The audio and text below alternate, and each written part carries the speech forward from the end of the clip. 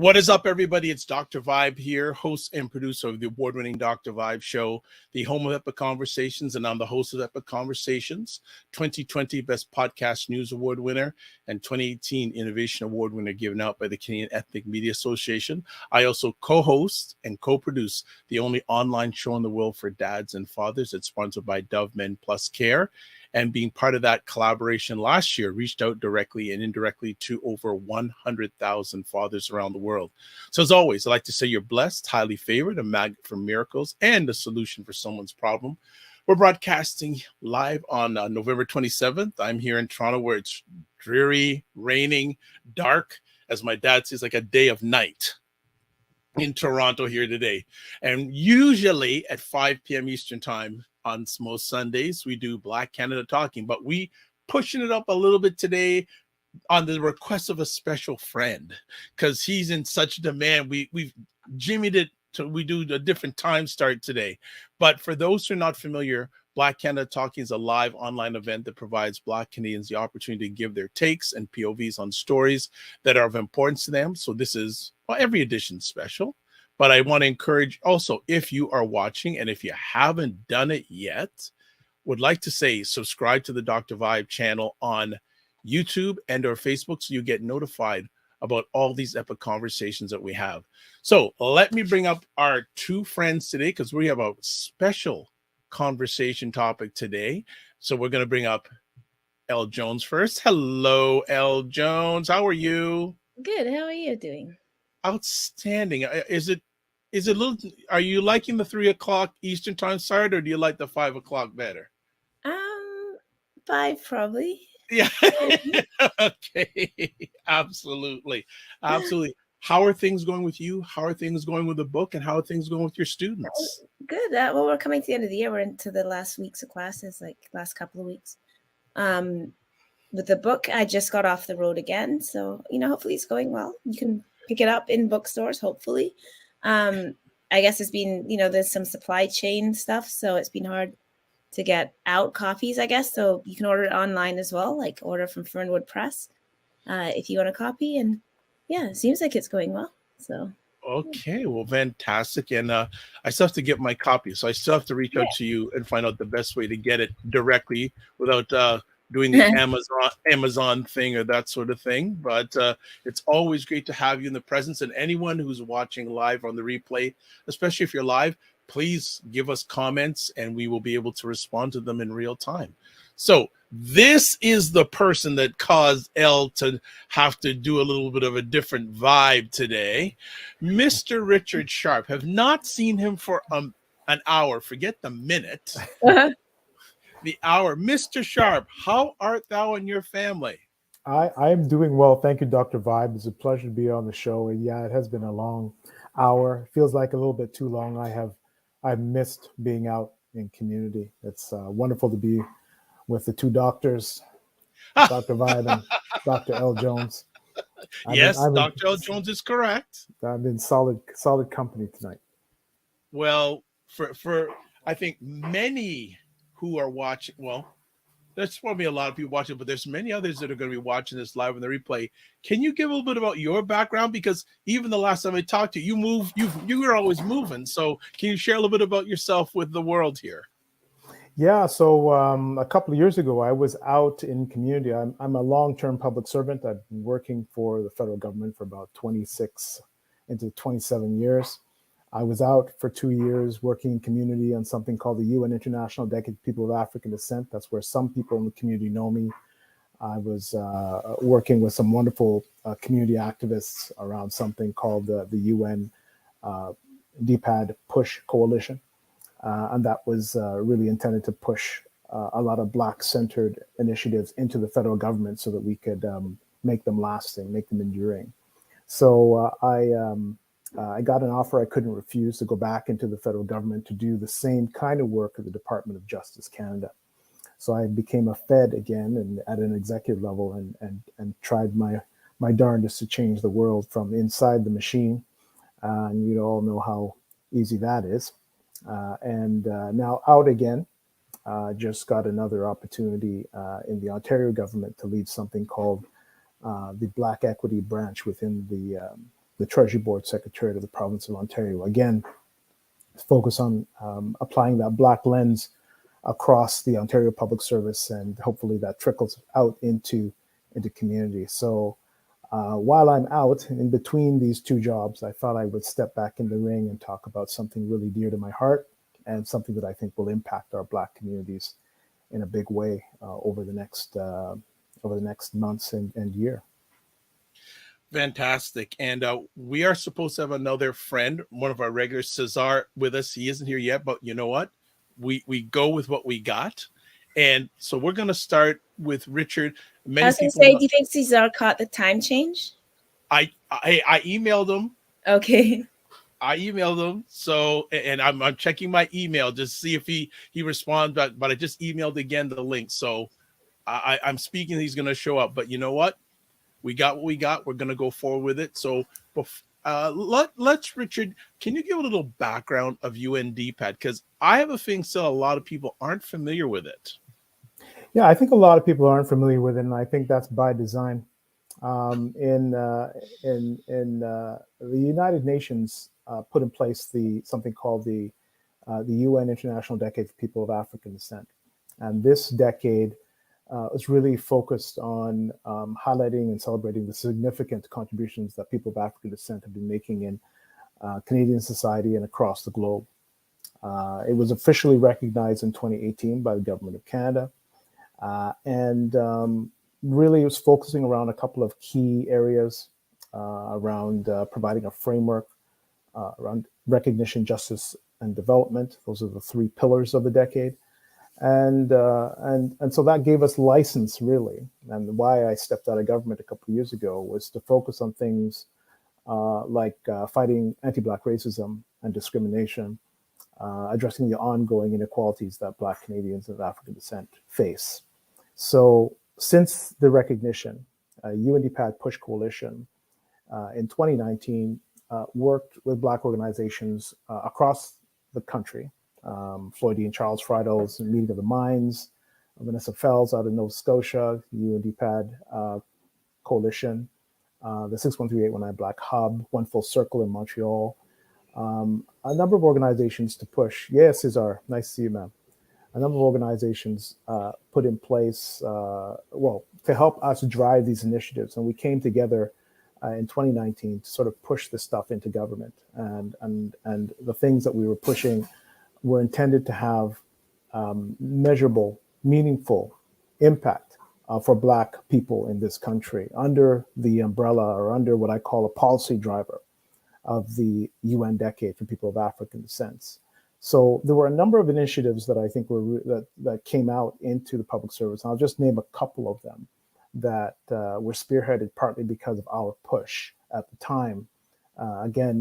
We have to recognize that the Canadian government and other Western nations did not vote in favor of the UN Decade People of African Descent. I think there are some issues with the decade and what it represents in terms of apologies and reparations and that sort of thing. So what we were able to do was kind of remarkable, given the fact that there wasn't really the same kind of support that you would see for Indigenous issues, for LGBTQ2 plus issues, or white LGBTQ2 plus issues, and for some of the other groups. So what we pushed into the government at the time, and what got some traction and came back out into communities, were things like capacity and capital assist for Black nonprofit organizations and Black charities through the Employment Social Development Canada, the Black procurement work to try to ensure that there were opportunities for Black contractors so that we could establish some degree of Black wealth that is generational, in the same way that other communities who have gotten here earlier and had opportunities to do the same have done. And so they usually get the lion's share of the big contracts. We push for that to open up for our communities as well. A Canadian Black Justice Strategy that came out last fall has been really slow to get moving, but this is out of the Department of Justice Canada, intended to address the overrepresentation of Black people in the justice system, as well as other issues in terms of our too much contact with that system, so-called justice system, I would say Canadian legal system, and the addressing the Black mental health challenges that our people face after, experiencing the trauma of generations of exposure to sort of societal and institutional anti-Black racism and anti-Black hate. The Public Health Agency of Canada is focused on that. So I wanted to talk a little bit about that in advance of some meetings that will be taking place in Geneva, Switzerland, that some of us will be going to. But I thought I'd stop there because I did want to have a bit of a conversation in this space about how things are going with respect to the decade. And, notwithstanding that people don't know about it, but, I think we have still, even though the decade is almost over, 2015 to 2024, we still have opportunities, I think, to push to gain some reasonable, measurable, attainable results for our people under the umbrella of the decade. Fantastic. Good stuff. Thank you for that little backgrounder. Welcome, Cesar. How are you? I'm very good, brother. Hi, Brother Richard. Good. Brother Vibe. Good. Sister Al. Sorry for being late. Absolutely.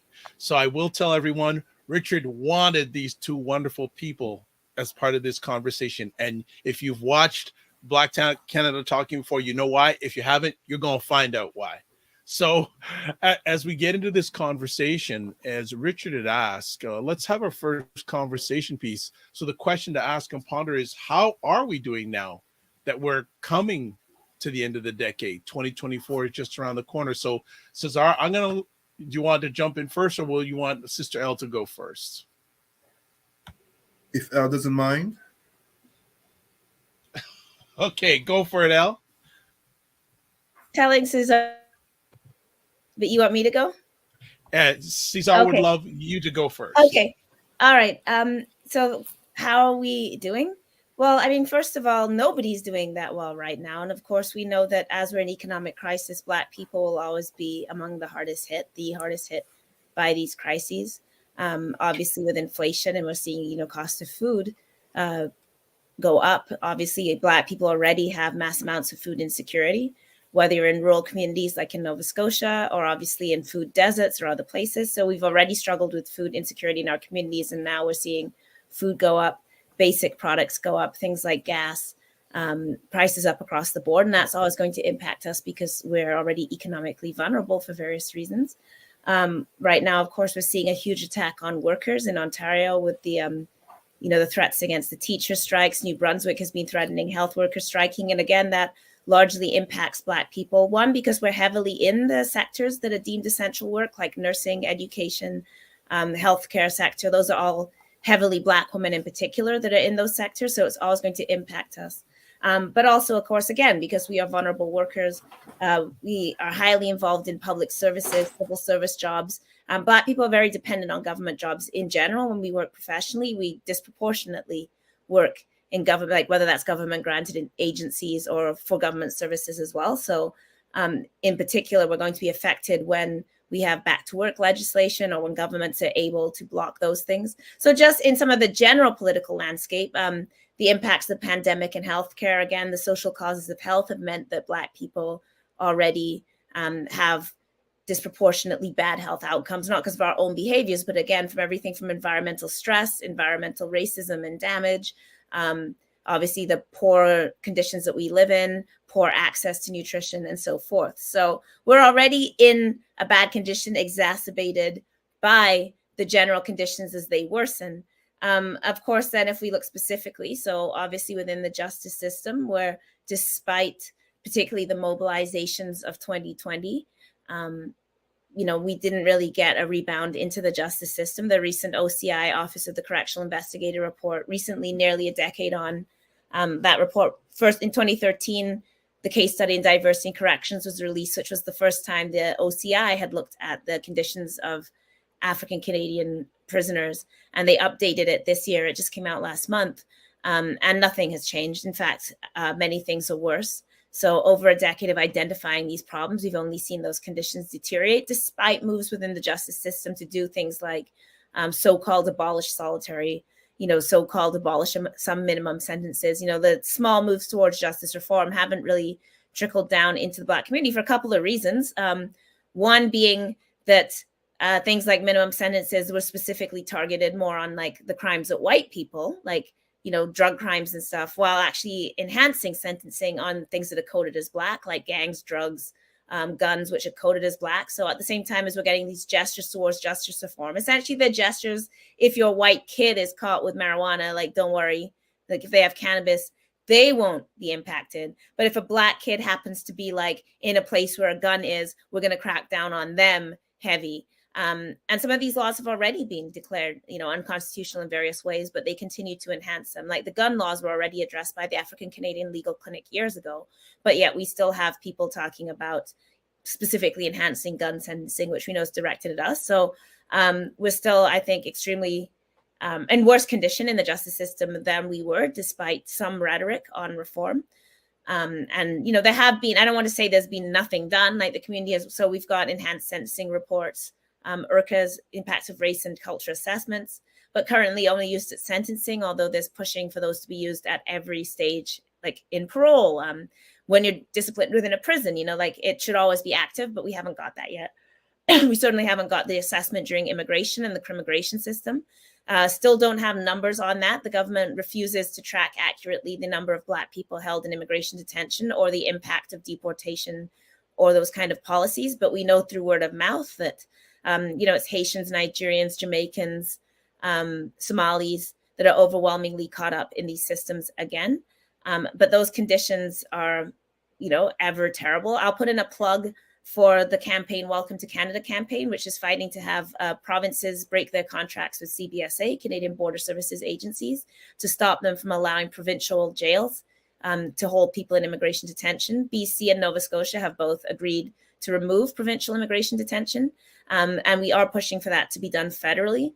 And it's important that we understand the intersection between the criminal justice system and the immigration system, that the immigration system is a criminalized one. CBSA is the only police force in Canada that has absolutely no oversight, including no complaints ombudsman, no oversight for how they function abroad, absolutely nothing, no oversight in detention. And of course, that largely impacts us. Child welfare, we've been seeing a lot with Indigenous kids in child welfare, obviously Cindy Blackstock's work and the work of others. We know that Black kids are also heavily within the system, and there hasn't been a lot of work, again, to really talk about what Black kids culturally experience in the child welfare system, or like policies to keep Black kids away from non-Black families, for example. Although, again, there's been work in communities to push for this.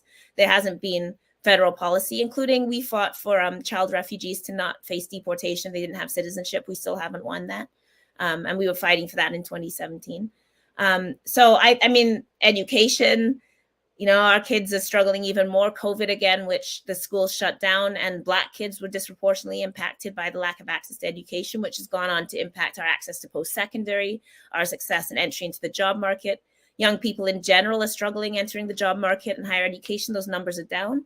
Many young people in general feel a lack of optimism about the future and a great sense of despair. And that's, again, going to like impact our youth, including the lack of access to mental health supports, the lack of access to job programs, the lack of culturally appropriate education. So I could talk for 5 hours just to say that, you know, there's obviously, and this is not to denigrate the work that many, many people are doing on their own at a grassroots level in community to fight these conditions, but on a federal level or on a country level, on a systemic level, despite a lot of fine words about integration and diversity and EDI and representation and all of those things, when you actually look practically at what people are experiencing, not only are things not measurably better, in most cases, they are getting worse and deteriorating, I would say.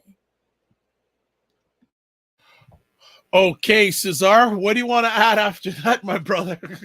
No, that was very well put. Sister L really, you know, going down through institutions and really addressing it. And I will actually continue on what she said regarding exactly, there is great work that's being done regarding EDI, work, if nothing, conversations, more awareness, more consciousness. But even with that, we don't need to be gloomy or paint, you know, to use that racist language, a dark picture of the fate of Black Canada. But we just need to look at a certain angle that's very concrete.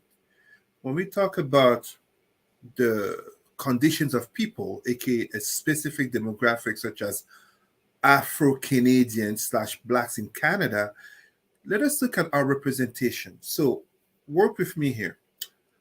Right now, we have the party in power, the Liberal Party, that does not have an elected Black person in in a ministry of authority. There is no single Black minister. Those powerful ministries such as finances, foreign affairs. Salutations to Minister Ahmed, of course, but anyone who follows politics knows exactly what I mean in terms of representation and ministry. At the same time, when you look at the party of the opposition, the Conservative Party, they deny systemic racism. When we look at the Green Party, they had the first Black leader, Anami Paul, and we know the debacle from that because she was Black, and even in terms of her being Jewish, lack of support from her own so-called Jewish community. When we look in terms of even the provinces, you look at, for example, the newly elected prime minister. Oh, I shouldn't say elected. Technically, she hasn't been elected. My God, I'm forgetting her name just at the moment, of Alberta, the late Smith, or Danielle Smith, I believe that's her name. So Danielle Smith talking about the so-called freedom convoy being the greatest injustice committed upon people, as if this colonial country of Canada does not have a history of harm towards Indigenous and Black peoples. Even when you look in terms of Quebec, the former leader of the Liberal Party basically resigned, and she was a Black woman. I don't know why I'm forgetting her name just at the moment.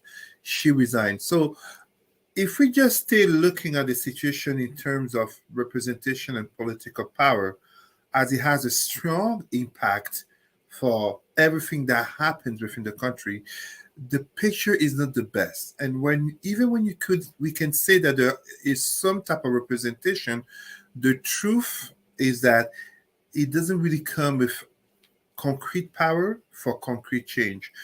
Even when we talk in terms of federal workers, we have the lawsuit from Black federal employees. Just as lately, you look at on the culture scene, the National Film Board, our sister Rochelle DeCoste having made me aware of a potential lawsuit, or even a lawsuit coming there in terms of lack of representation and lack of diversity. So is it better how things are doing as we speak of the Declaration of People of African Descent? Sure, Canada signed it.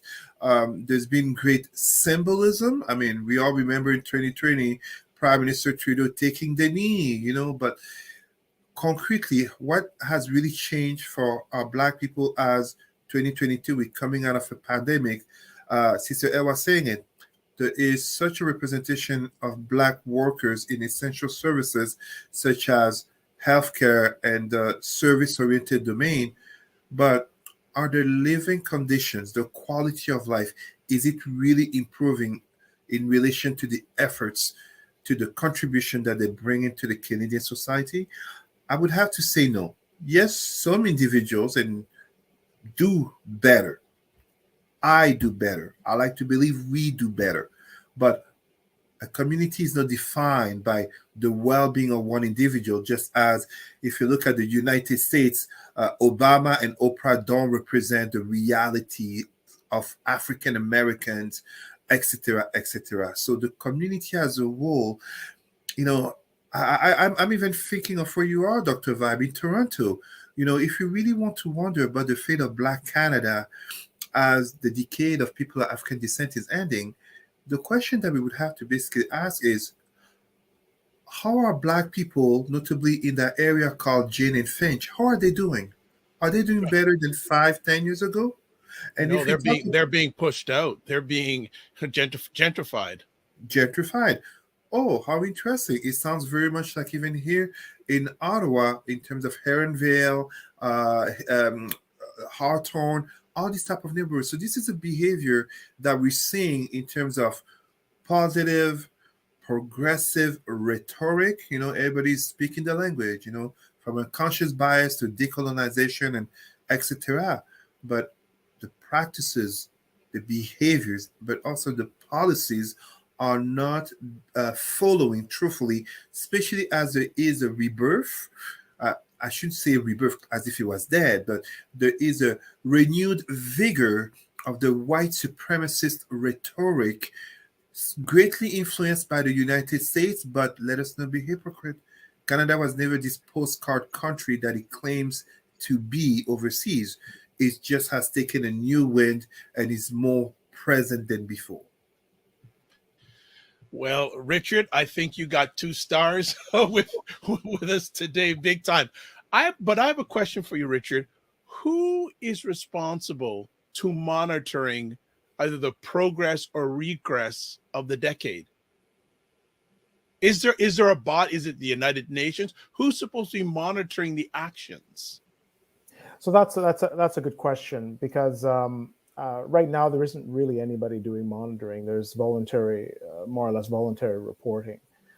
Canada, I understand, is putting together a report on what they have done with respect to the decade, and I think it'll have a lot of nice stories to tell in terms of some of the activities that we've undertaken. And to be fair, to the extent that I can be fair, Minister Hussein, who's responsible for the decade, has done some things in terms of the Black Entrepreneurship Fund and at least trying to sort of frame some of that work with respects to the decade in a way that at least appears to be demonstrating progress. But the fact of the matter is that unless communities are very much engaged in the tracking, reporting, monitoring, and following and talking about how things are going with the decade, I don't think very much will come of it. We have to remember that our Western countries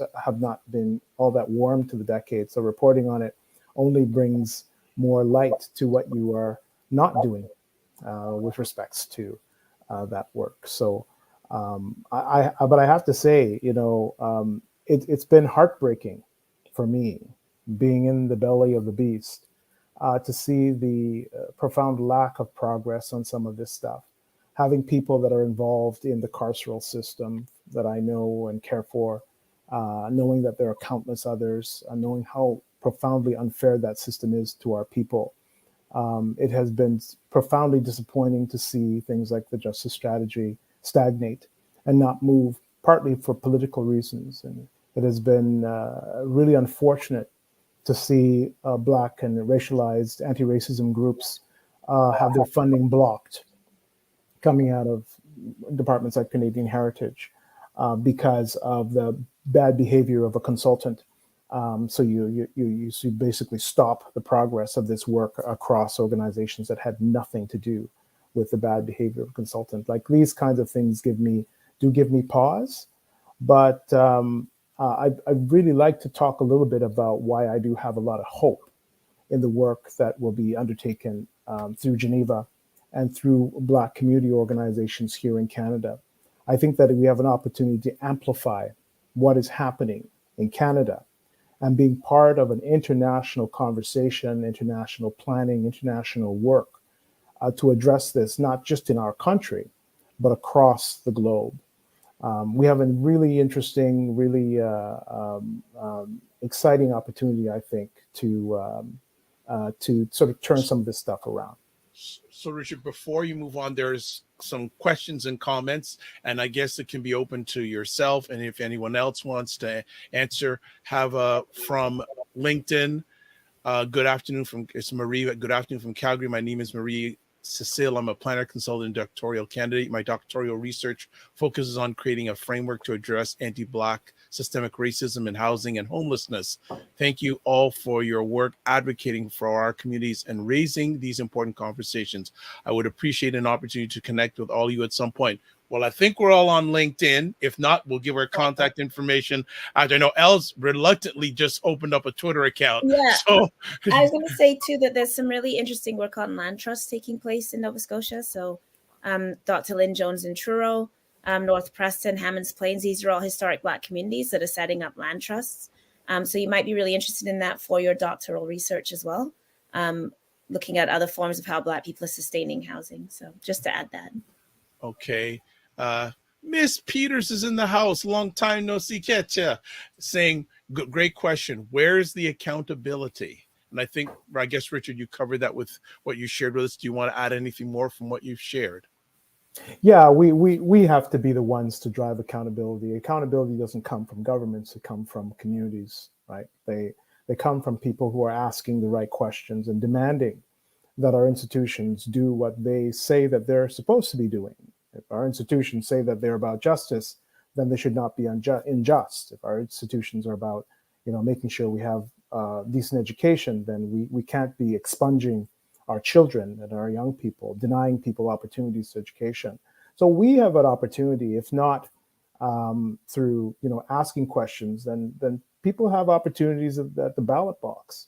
And quite frankly, this is a non-partisan issue as far as I'm concerned. I don't believe that any one party is any real better than another. I think there's a lot of rhetoric about being anti-Black or about being pro-Black.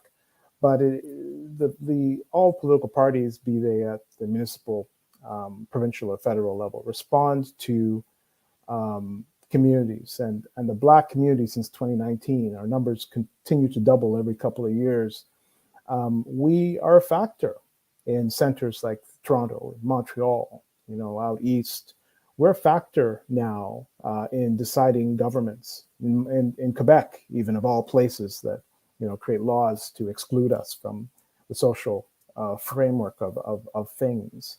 So accountability, I think that part of this work that I'm stepping back into the ring, at least for a minute, with the Push Coalition to sort of help us coalesce some of our efforts and energies around making sure that people are being held accountable, the people who have those resources and the policy levers, the legislative frameworks that keep their foots on our necks or liberate us, get us to a place where we can breathe, and that we can and our children can have a place in this country, just like everybody else. We don't have that. I have great concern about the future of my children in this country.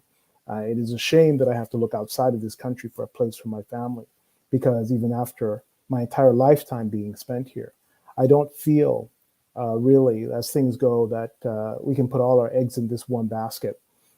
So that has a lot to do with us and my decision to be here and to continue to do this work in institutions and out in the communities, because I do strongly believe that we are the ones who have to be the ones holding our leaders accountable, regardless of the fact of whether or not we voted for them or not. Okay.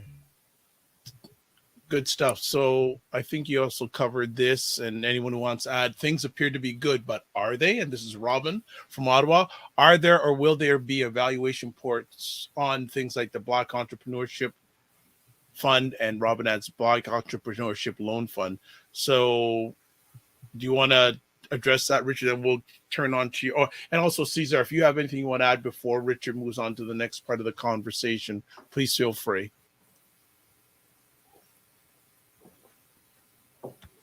I was kind of keeping it for the end. Okay, no problem.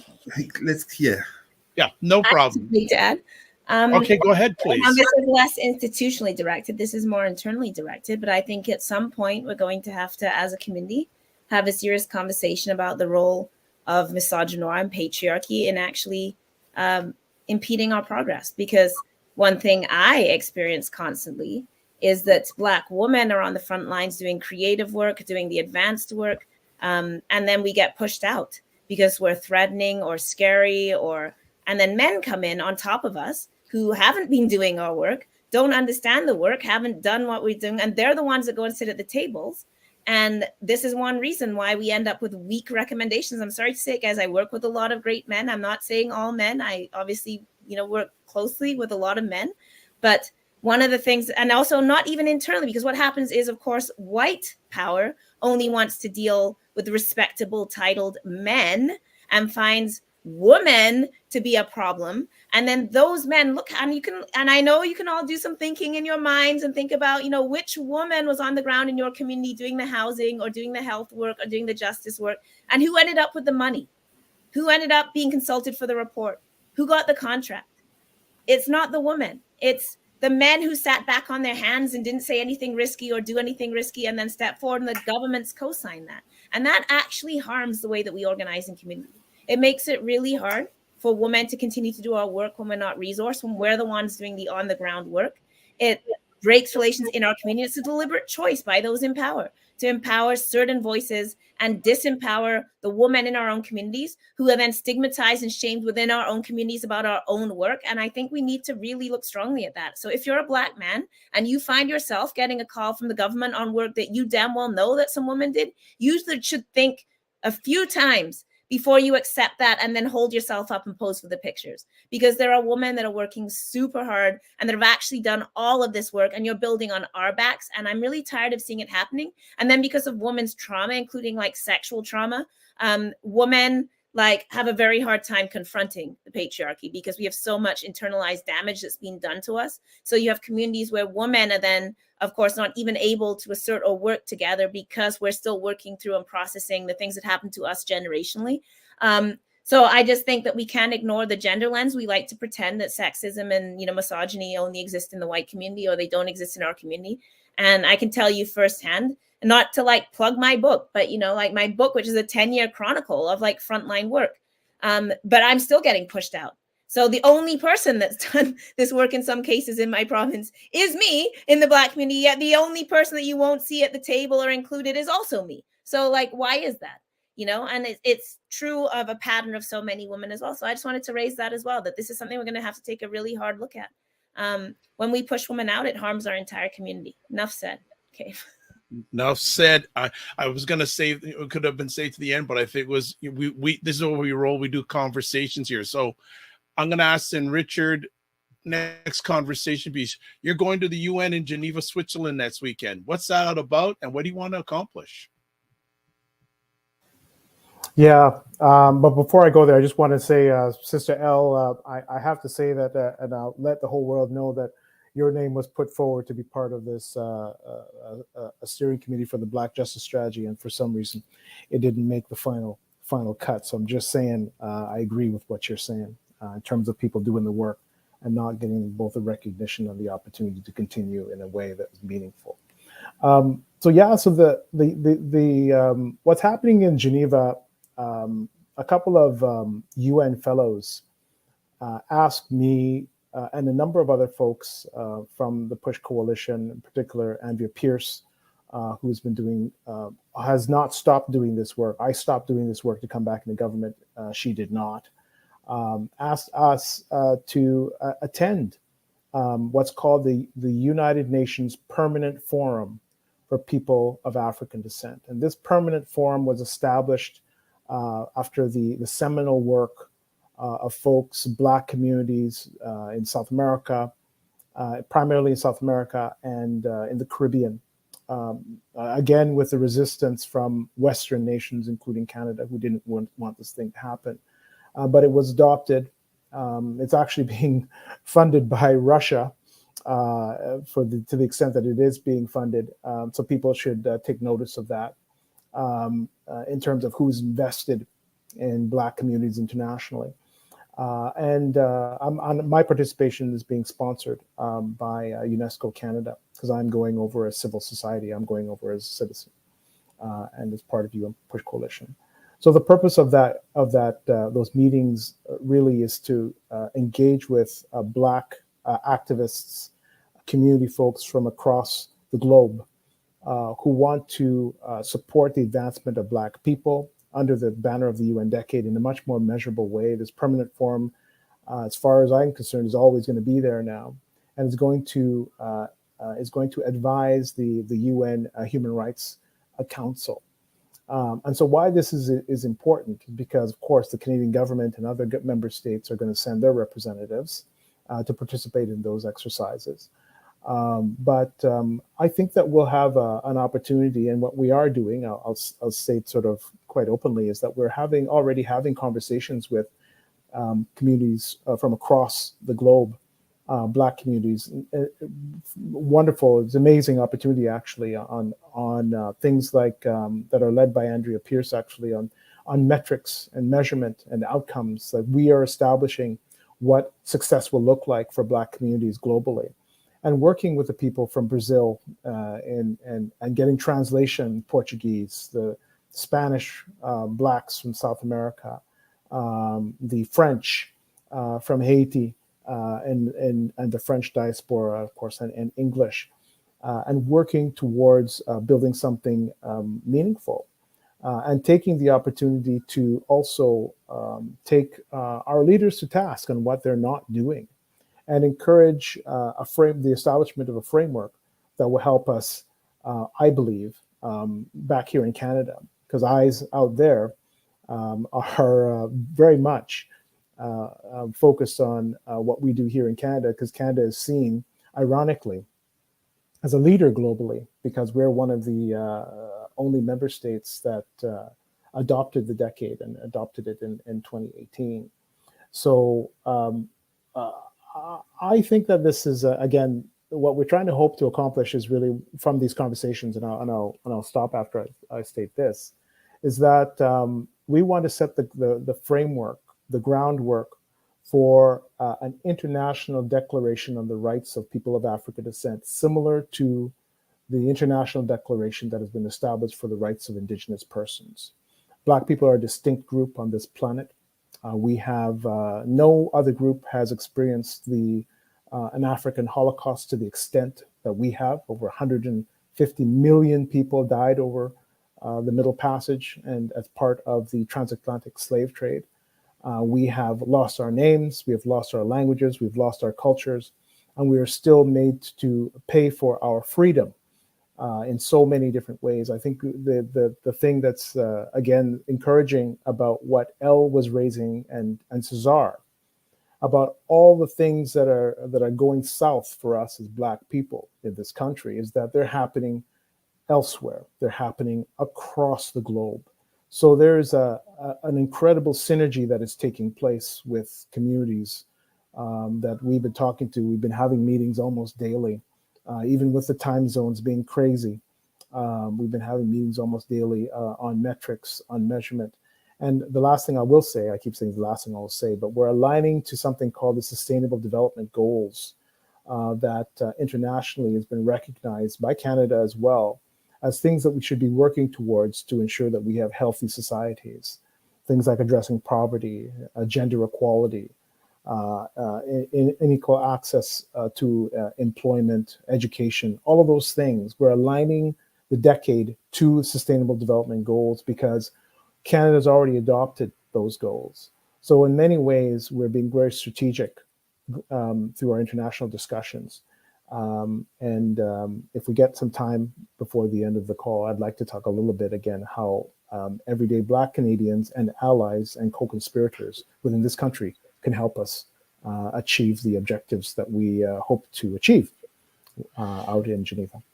Well, you're a media person's dream because you gave a lovely segue into what we were going to chat about next. So, where do we go from here? What needs to be done to improve the lives of Black people in Canada? So I want to bring in, Cesar has not spoken for a bit, and he said he had stuff to save till the end. So we're coming to the top of the hour. So Cesar, do you want to share now? Do you want to wait for Sister Elle? I can go ahead. You see, when Brother Richard is talking about the far higher number than 15 million that often you find in books about how many Africans were taken out of Africa during the slave trade, you often hear 10, 15 millions, and it's much, much higher. And here we're talking also about the Arab Muslim slave trade. So we're talking about 100 to 150 million in what is called the Maafa, Swahili word for Holocaust, basically genocide of Africans. However, although Brother Richard is absolutely correct in terms of our particular victimization, I as Black people, which is true on the four corners of the world. And no need to be anti-Russian to say there is strong anti-Black racism also in Russia. I mean, that we have Black people there who will clearly attest to this. We need to recognize that in this geopolitical world that we live in, we don't really have any friends. And even the governments of so-called Black countries don't tend to be exactly pro-Black. I'm not saying all of them, obviously, but as much as we can celebrate, Ghana Year or Return, that notably speaks to, you know, uh, descendants of slavery here, or we can celebrate Barbados ending its relationship with the British Crown.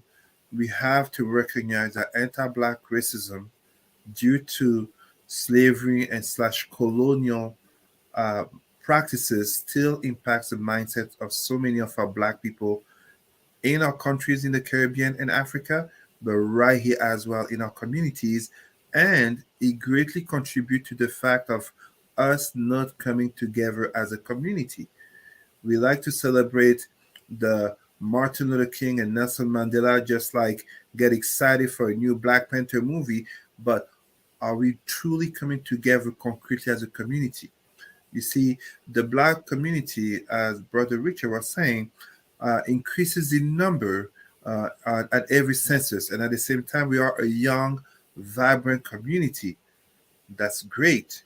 But it's not so much about the increasing in number, it's the strength in the community, as we can see of other communities, notably the Chinese and Jewish community, which then leads to weighing strongly on um, city, provincial, and national politics. You look at an example about the Sikh community, SIKH, which is absolutely marginal in India, where they come from. And yet here in Canada, my God, the Sikh community has such a strength. You just look at the truckers industry. The Sikh community is very strong there. So what I was going to say in terms of what needs to be done, we can depend and pray and hope a lot from the funding. We can want great initiatives from the United Nations. And when I say great initiatives, uh, this week ended the COP27 regarding climate change, which was held in Sharm el Sheikh in Egypt, so Eastern Africa. But the truth of the matter is simply this. Ultimately, it comes down to us.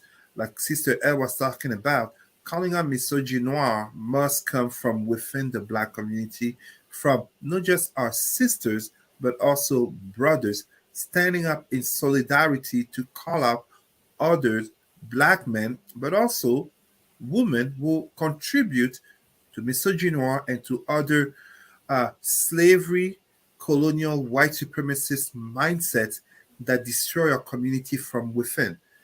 I'm not giving the allegory of crabs in a barrel bringing themselves down, because first and foremost, crabs shouldn't be in a barrel. They should be in the sea and freely going onto the sand to create and build their lives, right? This is why in some places, such as Australia, which has strong anti-Black racist policies, crabs are protected. You cannot kill those big crabs and just eat them. They're protected. We need to be protected like we're a bunch of children. We have to be adult, consciously grown adult, go beyond the Black Panther and whatever. We can enjoy that entertainment, but the reality is we have to come together in terms of our community and do those efforts. This is the same thing all those other communities that have succeeded and thrived. And again, I give the example, the Jewish, the Chinese, the Sikh. That's what they did. It will not be any different for us. And this goes beyond giving some African or Black sounding name, or just wearing the latest African fashion or whatever.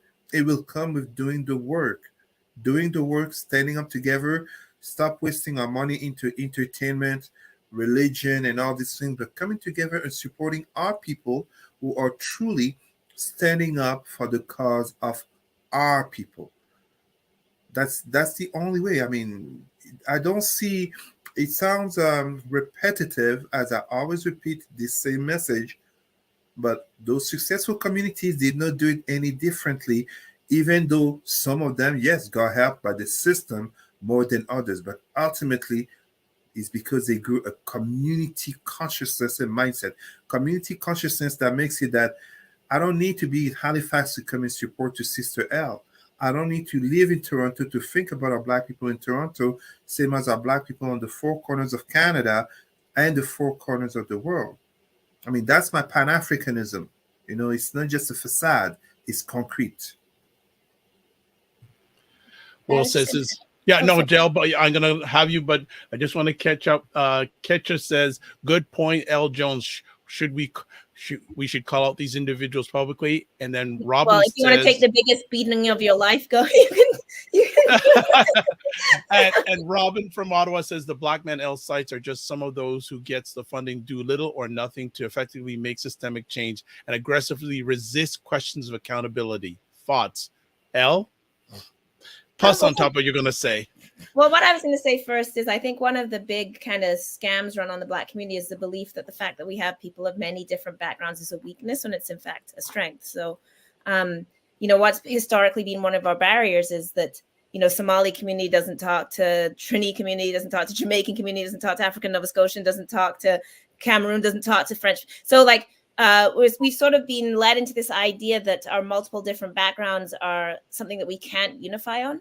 And just to pick on what Cesar is saying, we actually have a huge strength there because we have so many different cultures, so many different backgrounds, ideologies to draw upon and to learn from, so that, you know, when we actually start talking to each other, we're like, okay, like if you're using like a Yoruba thing, you can like do it this way. And, oh, I learned this from the way that Somali people organize and like from the way the mothers understand something. And now I'm over here in African Nova Scotians have really strong connection to land and we can learn from that. So I think one of the games that white supremacy has really run on us is this divide and rule between our different backgrounds, when in fact, we're in a better position than a lot of other groups because we don't have just like one overarching religion, one overarching language, one overarching culture. We have this like, you know, just so many different diverse backgrounds, which if we actually like got and listened to each other and were working together, we would have this huge strength in just expanding how we think, because there's so many important traditions that we learn from when we like stuff that's already been done, but we don't have to think about like, how do you have a different concept of justice because somebody's been in Rwanda their whole life and they already have experienced how people in like Rwanda have done transformative justice to recover from the war. And this person over here has been fighting for land in South Africa. So we can take that into our communities and like, how do we defend our land against gentrification? So I think it's really important that we are able to, as Cesar said, like work together in very real ways and really share knowledge outside of our communities, because understanding that from the beginning of enslavement, we weren't enslaved because we didn't know something. We were enslaved, like in many cases, they went out deliberately to find people who had agricultural expertise. They were like, oh, we can't grow rice in the Carolinas. Who knows how to do this? Let's find these people in an area in Africa that grow rice and bring them in. And then we've been sold that we were beasts and like ignorant, but we always had expertise. So just to say that, yeah, like we have to believe in the expertise within our own communities to solve these problems. And we don't need to turn to the, you know, European models or the white government or white education to learn this stuff. It exists in our ancestral knowledges and traditions. And, you know, we need to learn to draw on that more. That was just, I was going to add that. How do we hold, I don't know, man, how do we hold people accountable in our communities? I mean, it's messy business, man. Like you'll take, as I said, you'll take the biggest beatings of your life. And then, you know, if you survive it, then you realize you don't really care. And then you just keep going. And, you know, I think you become stronger and more outspoken as a result, but it's difficult. So, and in general, how do we hold government accountable? How do we like hold our money accountable? That's overarching through this conversation. What mechanisms do we have as Black people to ever get justice in a world that is determined that of everybody, we deserve no justice at all? So we are the only people expected to accept apologies and, you know, like little processes and, you know, in lieu of actual reparation, right? So, you know, like just for example, like Jewish people will talk about, you know, like the artwork stolen during the Holocaust, and they should. I'm not against them talking about that. But isn't it interesting that, you know, there's actually like people will be like, yeah, you should give people their property back, except we can't get our land back in South Africa. Like only Black people are constantly told that it's somehow violent or threatening if we just ask for the bare minimum, like the bare minimum of reparation. Jewish people got reparation after World War II, rightly so. They should have. But why is the idea that like Black people can never, ever, ever be given reparation? We just have to accept, a nice little public apology that doesn't even come with like money or social change. So it's, if the very mechanism of accountability doesn't exist towards Black people, then what mechanism do we have to have accountability to them? You know what I mean? Like when they're not asking to be accountable, they're not giving us money because they want it to be accountable. They're giving us money to shut us up. Like that's why they give us money, to shut us down, so that they can give like, their pocket change and their rounding error to us and then point and say how much they're doing for us. So the answer is we have to stay on people's necks as Black people. And that's hard to do, but we have to stay on the neck, like in a real way. We have to keep, we can't, settle because one person got this, or like when we finally get a job or a house or whatever, then we're like, okay, I'm done. The race is run. We have to be very willing to fight these battles our whole lifetime with each other, for each other. But I don't blame us, is what I'm saying. That as much as I will complain about stuff that, we do, we have to recognize it's taking place in a context of white supremacy, which denies us all of these ideas and that is never accountable to us. So of course the money isn't accountable. Of course, government will never, ever, ever respond to us. So just, that's my rant of the day, I guess. Okay, Cesar, before you come in, I know you want to add, and then I'll go to Richard. So Robin says here, folks aggressively resist questions of accountability, especially about their leaders. He also agrees with what you're sharing, El. And Ketcha says, they try to divide us, but always seems us as Black, or see us as Blacks. Okay, Cesar, then Richard. Oh boy. I am not a fan of Kanye West nor Kyrie Irving, but to those people who react before understanding, it will sound like I am. The first Prime Minister of Israel, David Ben-Gurion, said, I don't know if he said it in words or if it was written, but I read this. As painful as the Holocaust was, it was one of the best things that happened to Jewish people, because it reminded them that they are Jewish first. This is me bringing it up, in my way, but because they were also very divided. But non-Jewish people, aka white Christians, saw them first and foremost as Jews.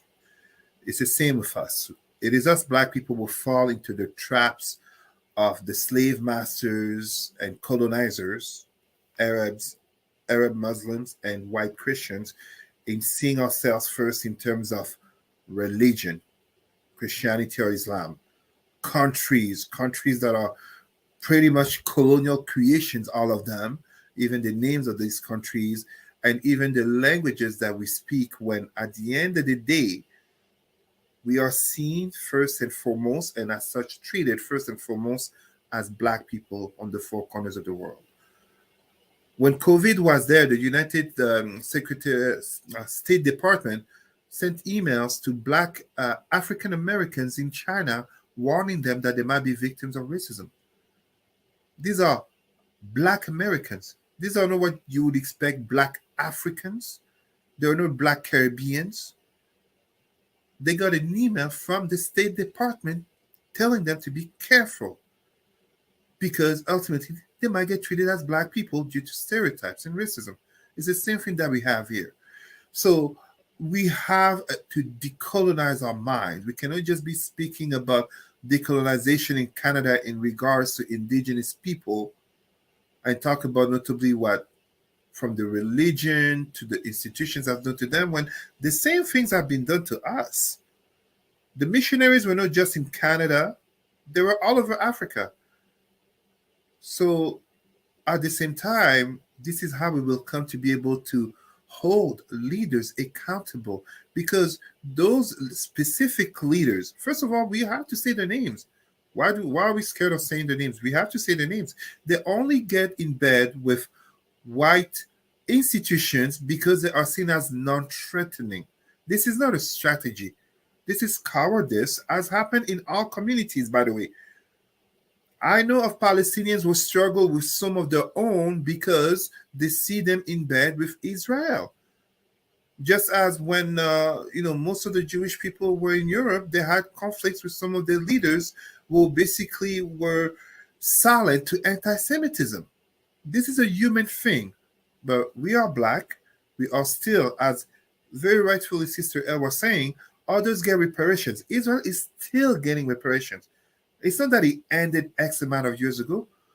They're still getting reparations, and Israel gets more assistance from the United States than all of Africa combined.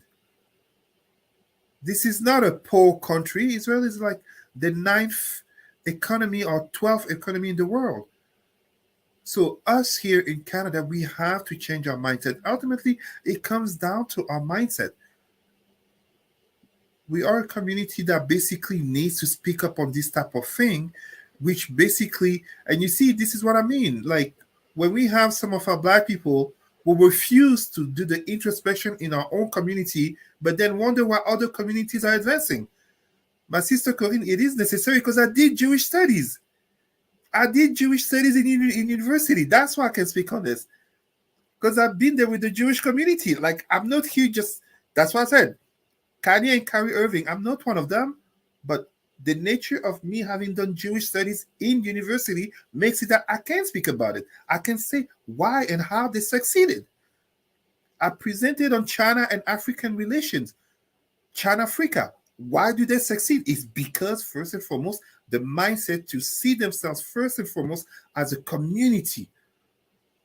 When I see Brother Richard and Brother Vibe, I'm not seeing Caribbeans. I'm not seeing Sister L as half black, half this, or maybe background from some. I see black people, black person first and foremost, from the lighter to the darkest, whatever you want to call it, because ultimately, none of them will see us as the individuals that we want so badly to be, or the religions or the country. No, they will see us first and foremost as black. Period. Even right now, we have the World Cup happening, the biggest sports event in Qatar. How are black people treated over there? It doesn't matter if they're Muslims. It doesn't even matter that they're football players. Football players, some of the richest black people in the world, famous black people in the world, get thrown banana peels on the court, on the football field. Allow me to stop here. It's not a rant. It's just a reminder, because you can have the best leaders. You can have a lot of funding money coming. You can have a lot of charisma and you can put a black woman at the top of the table, or a black LGBTQ at the table. Each and every one of us can shine as much as we want and be celebrated. And oh my God, that's amazing. But it means nothing if our community is still struggling. Our black children, youth, and families are still struggling and have to be fearful of institutions to which they pay taxes for. When we talk about police brutality and racism in institutions, black people pay taxes. And black people are not heard in the justice system. While you have other communities who also pay taxes, and yet they are heard in the same system. And it's not just because they have a lighter skin tone, but especially because they are organized as community, but also as political power in terms of representation. Perfect example, Ontario's Prime Minister, Doug Ford, will in a matter of 24 hours switch from "there's no systemic racism in Ontario" following the George Floyd video to 24 hours, "oh my God, systemic racism is unacceptable." Someone must have reminded Prime Minister Ford that he has a lot of ethnic minorities, notably Sikh and Chinese, and Somalians if you want, but especially Sikh and Chinese will vote for him. All right. I know, Richard, you are a little bit bent for time, so I want you to close out the conversation. Robin has another conversation, but that would take a whole other. Very quickly, Go I ahead. just want to say that Stephanie Allen obviously faced an attack in Vancouver. So Stephanie Allen had tweeted about the inequalities in housing and how Black people remain property, and these capitalist relations continue to impact our access to things like housing. She was attacked on the floor of the legislative and has actually deleted her Twitter as a result. So people should send some support Stephanie Allen's way. Erica Eiffel is also currently being attacked. So just to say that we're seeing Ricardo Lamour, who's being still facing this lawsuit by SRC for him fighting the use of the N-word on radio. So just to say that as people, let's also like make sure we're sending support and organizing for people that are taking shots publicly. So Stephanie Allen with Hogan's Alley, people should send some support that way. Erica Eiffel, journalist in Ottawa, Ricardo Lamour, journalist and artist in Montreal. So just to raise that. And also we are sending them love and support as well. Stephanie has been, I think, on this program before herself. So, yeah. Okay. So Richard, I'm going to have Robin. I know you have a question. As I said, I'm going to maybe Richard can incorporate this in the close here. Can you talk about the problems with governments at all levels, increasingly focusing on quote combating hate unquote at the expense of addressing systemic anti-Black racism? Mm-hmm. Okay, just very quick. I'll touch on that. Canadians don't like to talk about anti-Black racism. Our institutions don't like to talk about anti-Black hate. Black people experience more hate crimes than any other group combined, including Jewish communities and others in this country, primarily in Ontario, where we catch the most. So that lack of desire in actually focusing on that means we focus on other things. We focus on putting in programs and initiatives to address hate for other groups, but not for Black. And I think that it is more than a problem. Because again, taxpayer money and our taxpayer monies are going into institutions that are not serving us.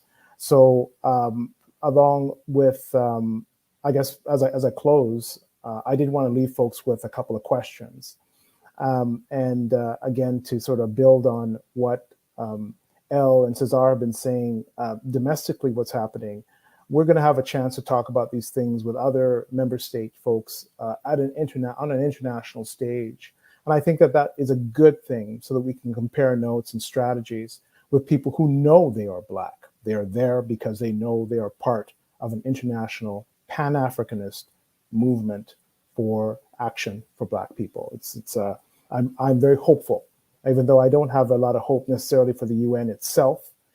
Being together with people, having a reason to connect and organize ourselves outside of that space is probably the biggest reason for me wanting to go there.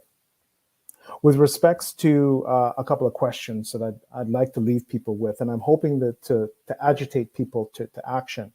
Elle was saying, throw some love the way of our people, but in terms of the accountability arm that we as communities hold and wield, we should ask our institutions things like, who is representing Black communities when it comes to things like, the Black Justice Strategy.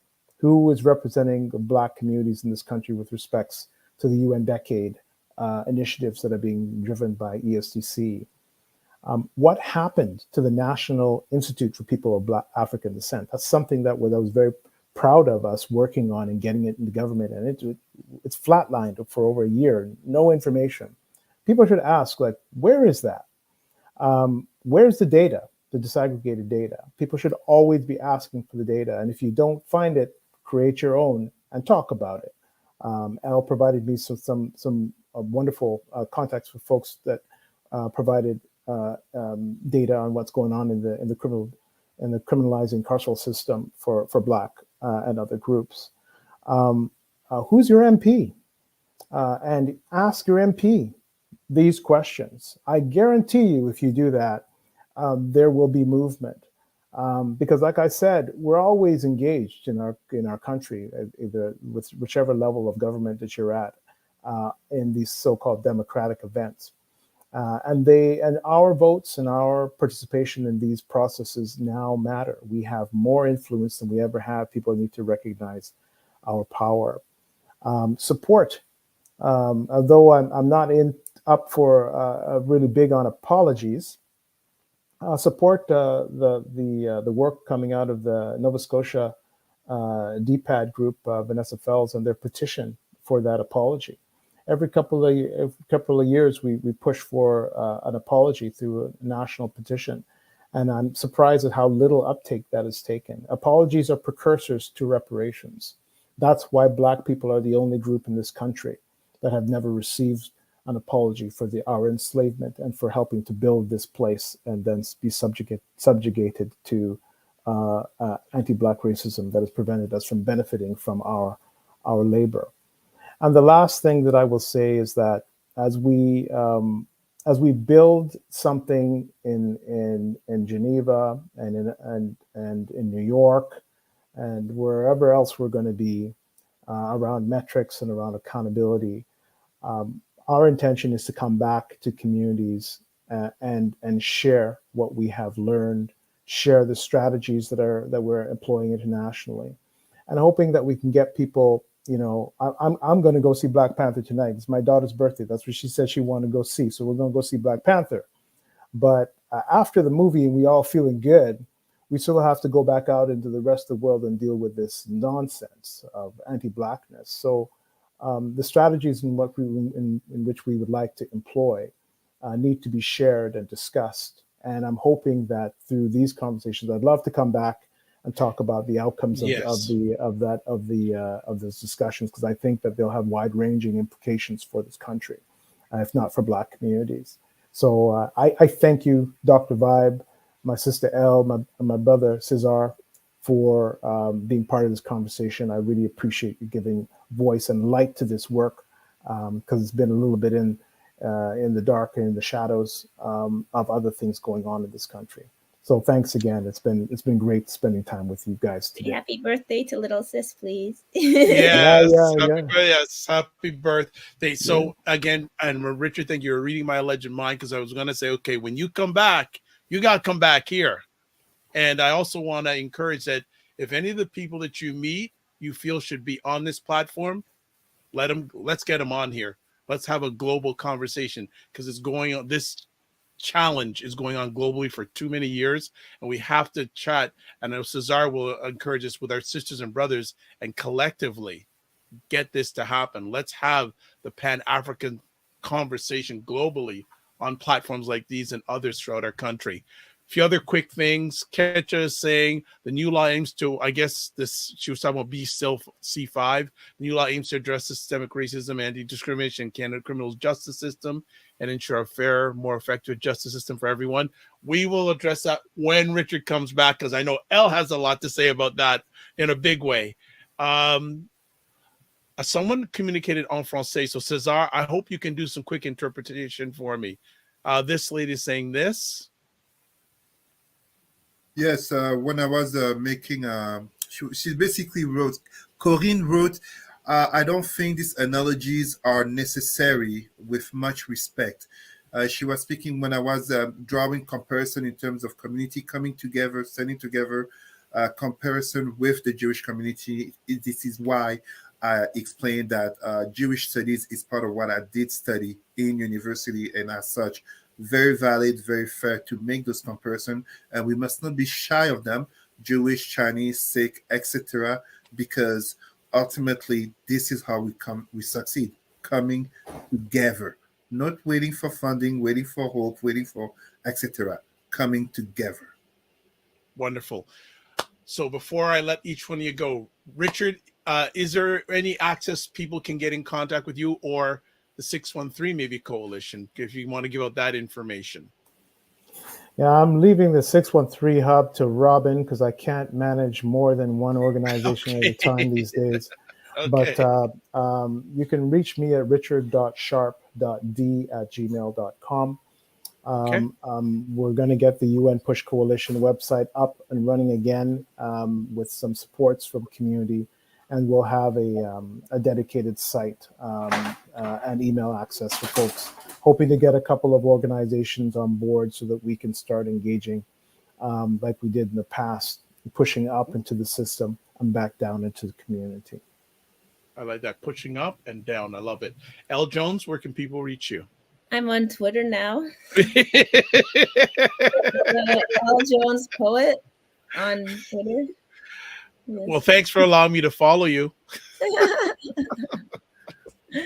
Okay, fantastic. And Cesar? You can still find me. Yes, I do have Twitter, but honestly, I don't even remember the handle. No, find me on Facebook, Cesar Rimi, CESAR space RIMY. Right. Merci, Corinne. And I just like to say, Sister Corinne says thanks for the precisions that I added. Thank you, Sister Corinne. Merci Corinne pour ta contribution.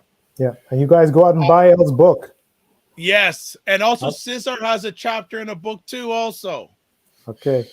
All right. So each one of you, thank you for everything you have done, are doing, and will be doing. We'll catch everyone soon. Remember to give yourselves grace and don't just manage your time, manage your energy. And Richard, take care in Geneva, there and back, and while you're there, okay? All right. We're going to get everybody off now. Great conversation. And Richard is off now. All right. So I want to thank everyone for taking the time to watch live or on the replay today. Epic conversation. We could have went longer, but Richard has places to go. So he's the person who pushed it up to 3:00, but we are on most Sunday afternoons at 5 p.m. Eastern Time, Black Canada Talking. You can also catch me during the week too, 9 a.m. on Monday morning, 9 a.m. Monday mornings and Friday mornings. Monday and Friday mornings, co-host and co-producing conversation called The Morning Vibe, myself and Ryan Knight, who is the executive director of the African Caribbean Business Network, and also then on Saturday nights, 9 p.m. on State of Things with Aisha, Jill, and Lala. So that is where you can also catch me. You can also reach out to me. Website is there, the drvibeshow.com. Email address, dr.vibe at the drvibeshow.com. YouTube and Facebook, The Dr. Vibe Show. Twitter at drvibeshow, and Instagram at The Dr. Vibe Show. Also, I'm going to encourage again, subscribe to The Dr. Vibe Show on YouTube and on Facebook, so you can get notified when these epic conversations happen, especially on YouTube. Not only subscribe, but hit the notification button too. Double for your trouble. And also, would you like to promote your business or service on the show? Contact me at my website address, dr.vibe at the drvibeshow.com. So we are finished. I think there's one or two last comments. Christopher says, definitely going to buy Elle's book this week. Yes, that's what we want. Make a decision and take action. Catch up. Great show. Thank you so much. Appreciate it. We close out like this. Live your life as a dream. If you can dream it, you can make it. Sometimes you have to get smaller to get stronger. Block assumptions that aim bigger, aim better, aim higher, aim wider. Love, faith, and respect. Remember to give yourselves grace and just don't manage your time, manage your energy. Looking forward to seeing you somewhere on the digital highway. Remember, subscribe. God bless, peace, well, keep the faith, and walk good.